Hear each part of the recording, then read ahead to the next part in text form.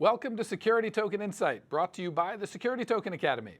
The security token industry is here and will provide a key foundation for the evolving financial internet. The Security Token Academy provides insights about this new era for security token enthusiasts, investors, and issuers. The security token industry is here, and you can get involved. Hi, I'm Adam Chapnick. Coming up on today's episode of Security Token Insight, in your security token investing news, Binance acquires India's Wazir X. Plus, we've got an expert interview with Howard Marks, CEO of StartEngine, and a special one-on-one interview with Aryeh Friedman from our New York City meetup. That and more is coming up on this episode of Security Token Insight. Now it's time for your security token investing news. Up first, Binance announces that it has acquired Wazir X, an India-based crypto exchange, which will now allow the trading of cryptocurrencies. This new move now gives Binance access to the over 1 billion residents of India. Wazir X CEO Nishal Shetty had this to say. The next phase of our mass adoption for crypto will arise from developing nations around the world. India, with more than 1 billion people, is primed for massive crypto adoption, and this acquisition by Binance gives us the opportunity to not only cater to India, but every developing nation where fiat on-ramps have to be built. That's a quote. In other news, Polymath moved their Polymesh blockchain onto Substrate. Developed by Ethereum co-founder Gavin Wood's Parity Technologies, Substrate supports multiple and custom consensus algorithms, which was a major factor in the decision to move to Polymesh. Wood's company Parity has agreed to create specific business logic features on Polymesh's base layer, which will also include smart contract communication and runtime modules. And finally, Coinbase announced that it has patented a KYC tool which automatically removes bad user accounts which are suspected of engaging in illegal activities. The new tool operates by assigning an overall compliance score which incorporates a variety of factors, as well as measuring the level of due diligence that has been performed on the respective account. The Security Token Academy is proud to present an expert interview with Howard Marks, CEO of StartEngine. I sat down with Howard to discuss what steps companies should take when they want to launch a campaign with StartEngine. Take a look. Tell us how you do work with an issuer, a young company that's looking to raise money. What's the process? How can they work with you? Well, the process is pretty simple. We have two product lines really that are important. The one is what we call the $1 million rule, is regulation crowdfunding. And you can raise $1 million from the crowd. The good news with that is you don't need an audit, so you just need your financials to be reviewed by a CPA. That's really inexpensive. We file the offering, it's called Form C. We file it with the SEC. We do all the review, check due diligence, make sure it's okay, and then it goes live on our platform. And the company can raise up to $1 million, and we help them with the marketing. We help them figure out, how to engage their community, advertising, all the different elements. We're as soon as the offering is live and it goes over $45,000, an email goes out to the entire StartEngine community so they can be aware of it as well. That's working great. We've done a lot of them. Oh, really? And we're pretty excited. We've raised, actually, between regulation crowdfunding and regulation A, over $100 million for companies. Tremendous. So regulation A, as we discussed it, is $50 million, but you need the 2-year audit, and you have to have the attorneys, and you have to have the SEC qualification. But regulation crowdfunding is actually very accessible and very, very well put in place by the SEC. So we're very happy about that, and our customers are happy. But however, once they get to that million or close to that number, they need more capital. So they have to switch over to the Regulation A+, which is now where the broker-dealer fits. Sure. So for the regulation crowdfunding, that's the funding portal, StartEngine Capital LLC, and then once you want to go to Regulation A+, that's the broker-dealer, which is StartEngine Primary LLC. Got it. And is that how does that appear? Like, is that a seamless transition that, as far as the investor community understands, it's just more is available, or is there a whole new offering? How does that? What's the experience to an investor of an offering that's shifts from Reg CF into an A+.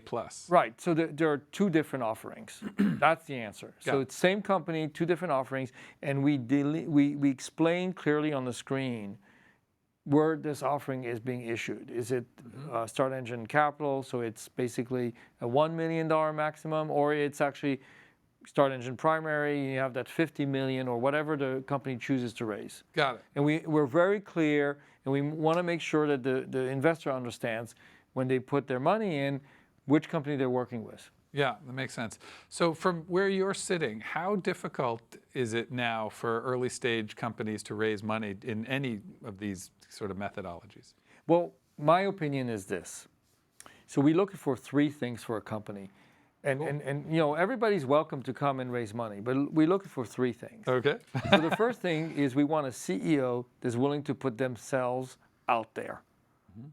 That, you know, really engaged. Front man or woman, but really engaged, really willing to go out there, no barriers. The second thing is we want a compelling offering. And compelling offering doesn't mean the company is necessarily compelling, the offering is compelling. They have to offer something that is really unique, interesting to investors. And the third one is they need a well-defined audience. Really clear who the audience is, because that's how you do the marketing, right? Yeah. Once we have those three things in place, we believe they will be successful. The first one, the CEO willing to put themselves out there, is probably the most important one, because it really drives the energy and the day-to-day actions that the company is going to undertake to raise the money. Sure. So what are the steps now? Now, people have heard what you're talking about. I'm sure they're all getting excited because it sounds possible. And a lot of people in the early stage community that we talk to, a lot of kind of throw their hands up. It's like this alchemy that they can't figure out how to get from here to there to get to raising the money they need. What are the actual steps if someone is working with you to get started launching a campaign? Well, we believe it's pretty simple. However, it's not easy. But the process is they contact us, they go on our website, let's say startengine.com, they fill in some questions, we have a conversation, and once it looks like they're interested, they sign an agreement with us, and then we onboard them. We have the full interview with Howard Marks on our website. Be sure to check that out.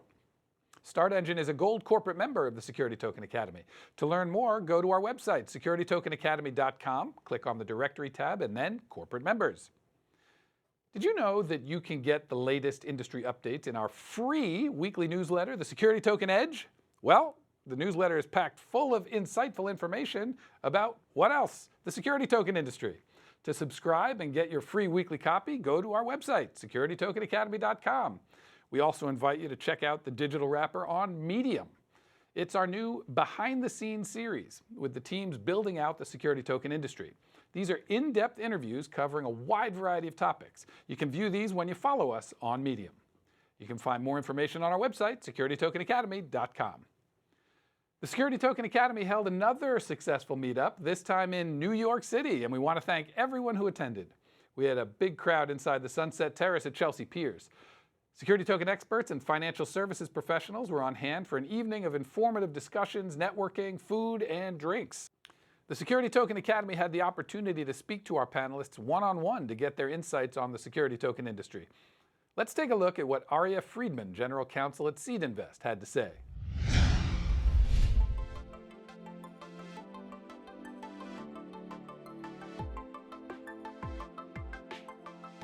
I think there's a lot being done, especially post 2018, where you saw the market take a big decline.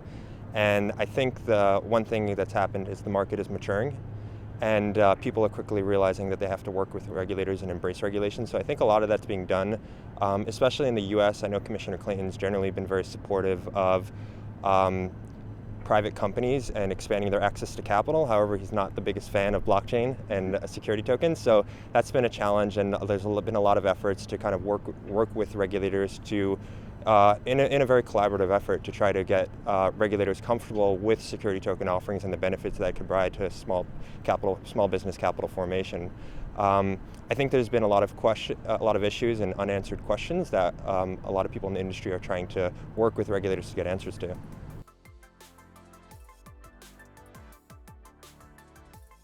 Yeah, from SeedInvest perspective, selfishly, we'd like to get guidance on the custody issue. So that's been a big thing that's been holding regulated entities like SeedInvest, who are operate through broker-dealers. That's been holding them back from really being able to be active and push the industry forward. And the reason why custody is important is for a lot of these issuers, they do these raises and they're looking for their investors to be able to custody at normal custodians like you would for registered offerings in an IPO, whether it's a clearing firm or a brokerage account. And so there's a similar need for it in the private space in order to push the industry forward. And what that really is trying to get towards is secondary markets, and that's where the industry really sees the utility of blockchain technology. They've said a lot without saying much. So they recently put out a joint statement with FINRA, which didn't give any particular guidance. It essentially just acknowledged that they're aware of the issues and are working towards it. Did point out some of the challenges and issues that they're thinking about, but at the same time, it didn't give anybody in the industry real guidance to act on. One of their big concerns is, one, cybersecurity generally in the space. It's a new space that they're still learning. And there are a lot of people within the SEC and FINRA who are very sophisticated on the issue. The other issue is customer protection. So things around protecting customers' funds and assets at broker-dealers and understanding how they could truly protect customers due to the uniqueness of the digital security tokens.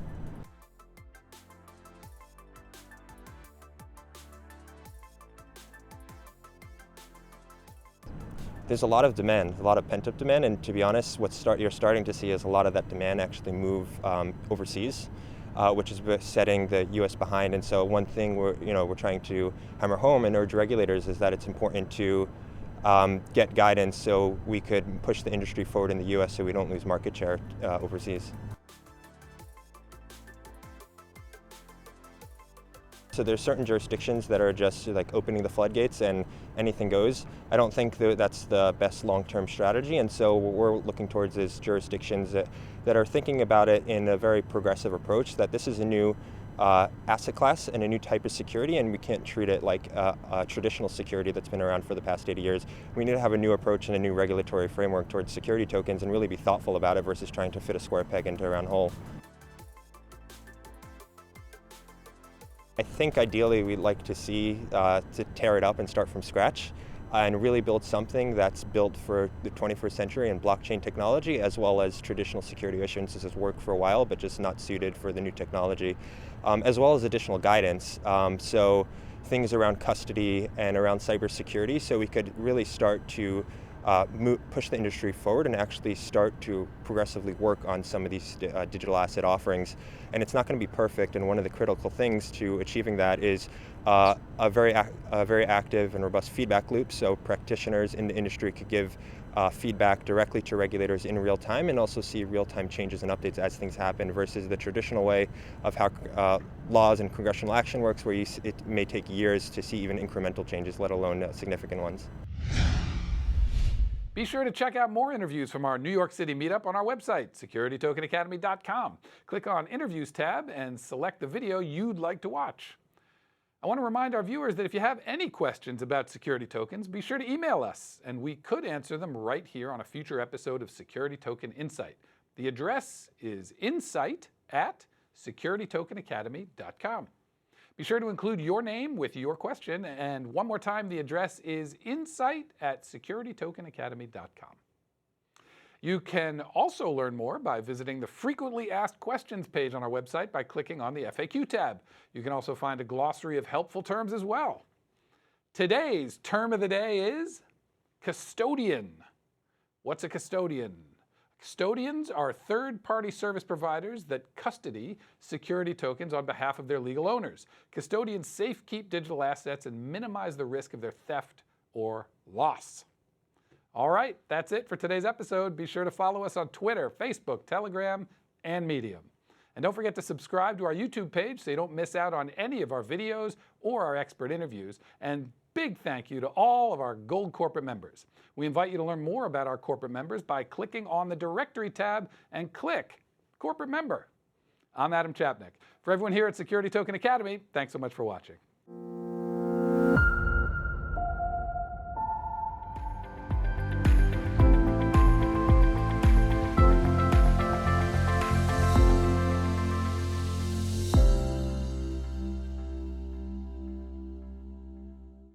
Be sure to check out our live online videos and panel discussions featuring security token experts from around the world. Visit securitytokenacademy.com and click on the Interviews tab.